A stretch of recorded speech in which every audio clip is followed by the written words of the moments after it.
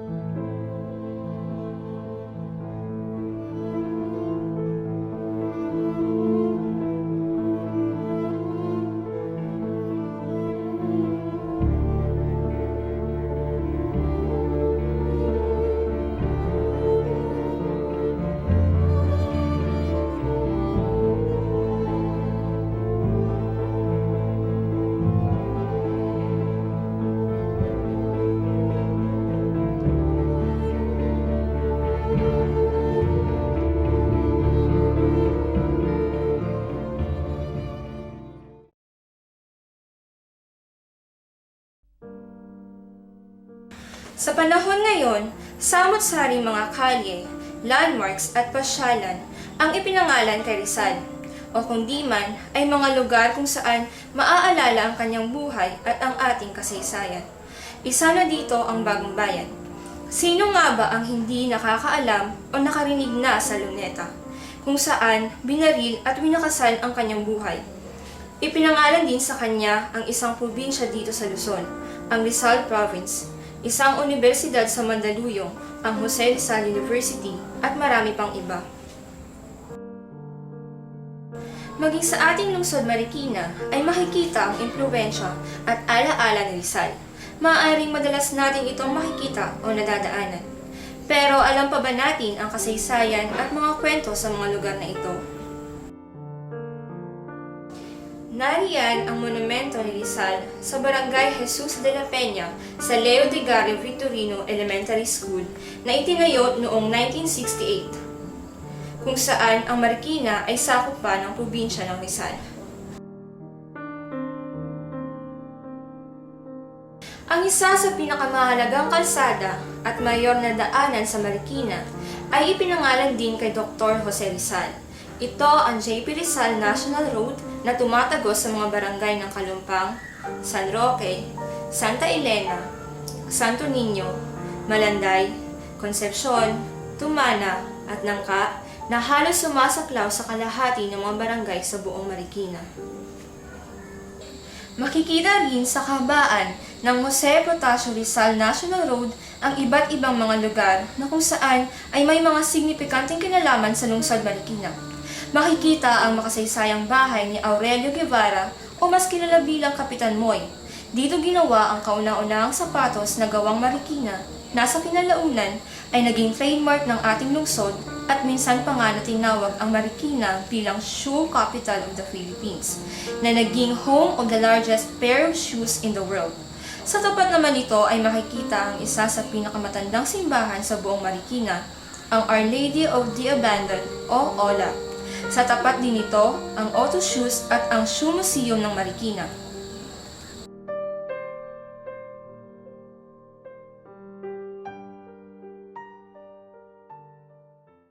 Talaga nga namang napaka-popular at kilala si Rizal.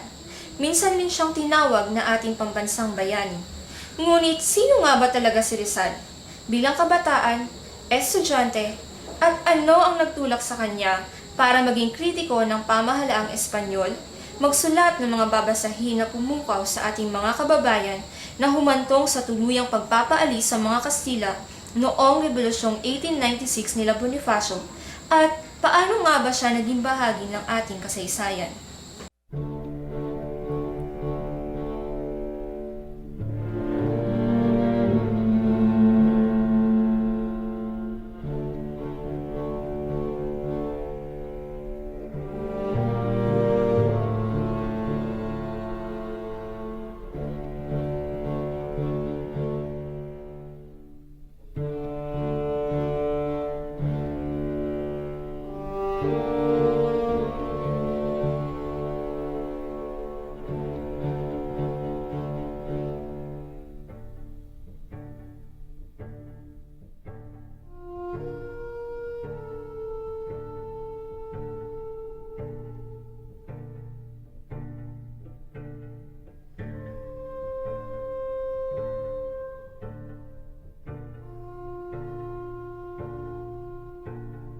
Pepe. Sa dinami-dami ng magagandang dalaga dito sa Kalamba, tila wala pang nagpapatibok ng iyong puso. Baka naman, sadyang pihi ka pa lang sa pagpili ng babaeng ihaharap mo sa dambana. Ikaw din, baka pupasok pa ng panahon. Baka naman, taga-ibang bansa ang gusto mo pang asawa ni Pepe. Yun bang nangingintabang puti sa kaputian, matangos ang ilong, pumipilantik ang pilik mata, at higit sa lahat, may nakapulupot na alahas sa iba't ibang parte ng katawan. At kung taga-ibang bansa man ang pangasawa ni Pepe, sigurado akong hindi ito isang Espanyola. Alam naman ninyo na ang puso ni Pepe ay may malalim na sugat. Sugat na nag-uugat sa mga karanasan niya sa mga Kastila. Kaya naman, may pag-asa pa tayo, di ba? Tama! May pag-asa tayo, di ba? At kapag si Pepe ang ikinasal, sigurado tayong 3 araw at 3 gabi ang handaan. Tiyak na kumbidado ang lahat ng mga taga-Kalamba. Gayon din ang lahat ng banda ng musiko sa ating bayan. At itong inyong tatandaan, walang Kastilang imbitado. Tigil nyo na mga biruan. Kailangan mulat natin ating mga mata. Lalo-lalo na kayo mga babae, sapagkat kayo nagbubukas ng isip ng tao. Alarahan niyo tayo nilang ng ating inang bayan, na iba sa inang lumikha sa mga praile. At dapat niyong tandaan na ang Diyos ng mga Kastila ay iba sa ating Diyos. Sapagkat ang ating Diyos ay hindi nasusuhulan, Diyos na hindi sakim sa salapi, Diyos na hindi tumataba sa dugo ng mahihirap at nambubulag ng matitinong isip, Diyos na walang kinikilingan at nagmamahal sa kanyang mga anak. Nang dumating ang mga Kastila sa ating lupain, ang ating mga ninuno ay kanilang nilinlang. Tinuro ang Kristyanismo habang kinakamkam ang yaman ng matabang lupa. Niliis ang kanilang pag-iisip upang ganap na pagsamantalaan.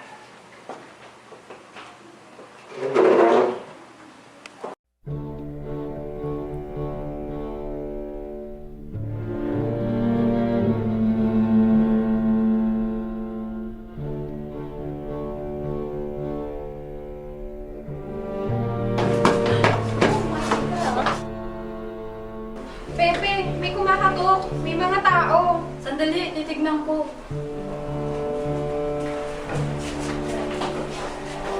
Mga Ginoo, may pahintulot po ba kayo sa pagpasok sa aming tahanan? Kinalulungkot namin, Dr. Rizal. Narito po kami upang ipaalam sa inyo na ang inyong mga nobela at babasahin ay lubhang nakakaperwisyo sa pamahalang praile at mismong bansang Espanya. At kami ay narito upang patupad ang utos na kayo arestuin. Sa anong kadahilan mga Ginoo? Bakit? Hindi mo ba alam na ikaw ang akusado sa salang subversyon? Ano pang hinihintay nyo? Dakpin siya at dalhin sa karsel! What?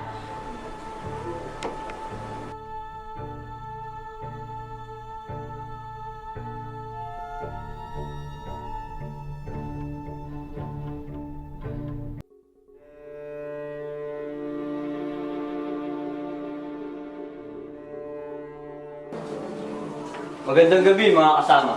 Mabuti at napariyan na kayo. O manin, nahuli kami. Hindi na magsipin naman.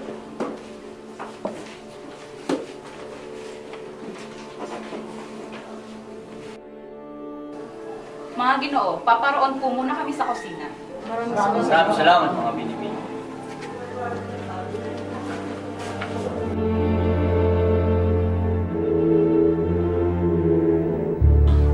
Mga kasama, salamat at dumating na kayo. Ang pagpupulong na ito ay napakahalaga. May kaugnayan ito sa pagbabago ng ating lipunan.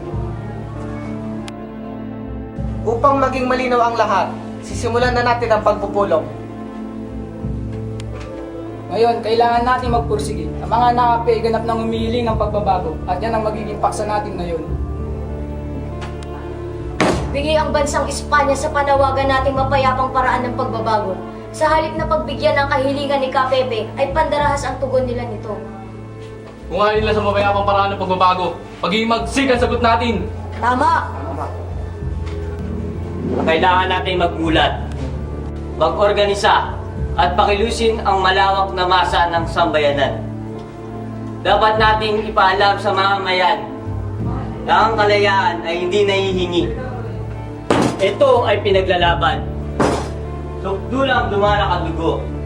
Nais din nating ipaalam sa mga nananakot na Espanyol na hindi ang malakas na armas ang siyang mapagpasya. Tayo nag-aangad ng kalayaan, kasama ang mamamayan, nananawagan ng pagbabago, ay dapat na magkaisa para makamit natin ang tagumpay. Ngayon, itatatag natin ang kilusang mapagpalaya na siyang titiyak sa pagbagsak ng mga mananakop ng ating bayan. Tatawagin natin itong kataas-taasan, Kataas-taasan. kagalang-galangan, Kagalang-galangan, katipunan ng mga anak ng bayan. katipunan ng mga anak ng bayan. Nananawagan tayo sa lahat ng dakot sulok. Mabuhay ang sambayanang Pilipino! Mabuhay! Mabuhay ang katipunan! Mabuhay!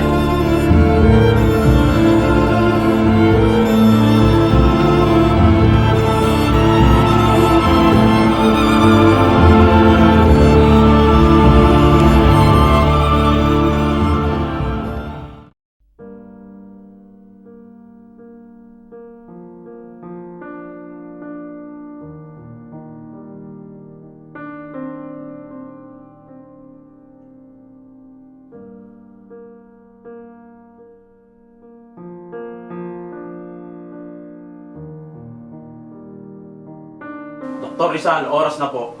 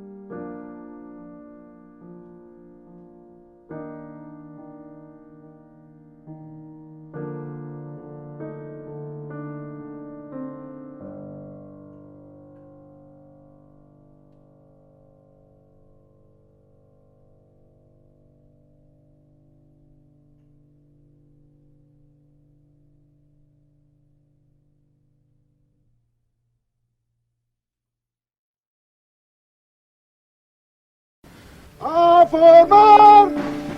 ¡Carguen! ¡Apunten! ¡Fuego!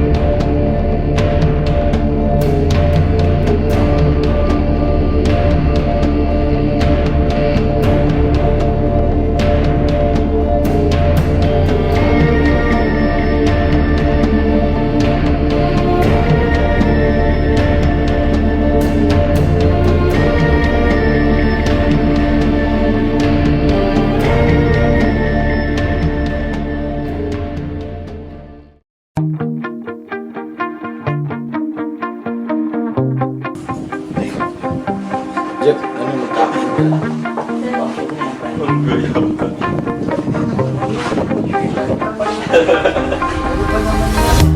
You shout it out, but I can't hear a word you say. I'm talking loud, not saying much. Tama! May pag-asa tayo, di ba? I'm criticized, but how your bullets make us say. Shoot me down, but I get up.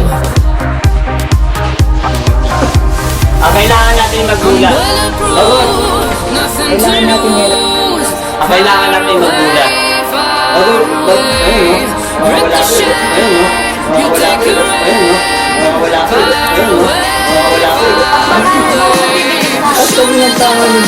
Relax mo na. Huwag kang mawala. 1, 2, 3. Ang kailangan natin magmulat. Mag-organisa at pakilusin ng mga... Tama! May pag-asa tayo, di ba? Ayun, no? Nakawala ako.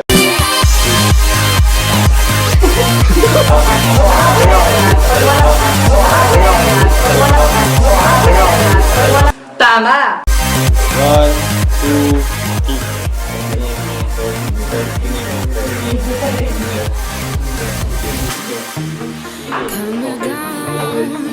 but it's you who have further to fall. Ghost town, haunted love. 1, 2, 3. Raise your voice, sticks and stones may break my bones. Talking loud, not saying much. I'm bulletproof, nothing to lose. Tama! Tama! Ayun, no? Nakawala ako. Ayun, no? Nakawala ako. Dugo. Dugo. Dugo. Dugo. Dugo. Yun na ba, boy?